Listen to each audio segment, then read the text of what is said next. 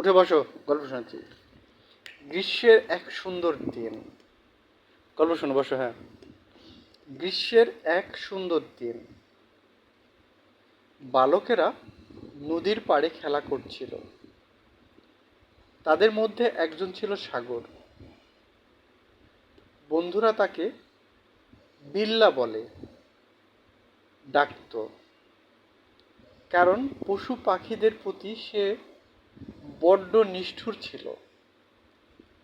সবাই মিলে যে খেলাটি খেলছিল, সাগরের তা ভালো লাগলো না।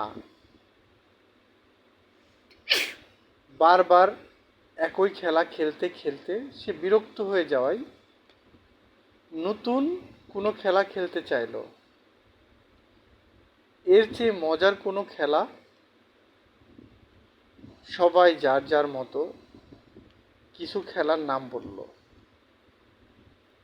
কিন্তু বিল্লার কোনোটাই মনে ধরল না। সবগুলো খেলেই তার কাছে বিরক্তিকর মনে হলো।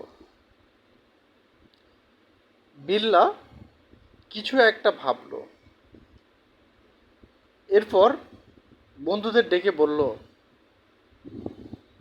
এবার আমরা নতুন একটি খেলা খেলব, খুবই মজার খেলা। কি খেলা হতে পারে? কি খেলা হতে পারে বলো? বাকিরা সেটা নিয়ে ভাবতে লাগলো। বিল্লা ও তার কয়েকজন দুষ্টু বন্ধু মিলে সাজিদের দিকে এগিয়ে গেল। এই শহরে নতুন এসেছে সাজিদ। সে সাঁতার জানত না। বিল্লা ও তার বন্ধুরা মিলে সাজিদকে ধরে নদীতে ছুঁড়ে ফেলে দিল। হায় হায়, শুনেছ? সাজিদকে নদীতে ছুঁড়ে ফেলেছে। সাজিদ পানিতে পড়ে হাবুডুবু খেতে লাগলো। সাজিদ পানিতে পড়ে হাবুডুবু খেতে লাগলো। সাঁতার কাটার জন্য প্রাণপণে চেষ্টা করেও সে কোনো কুল কিনারা করতে পারছিল না।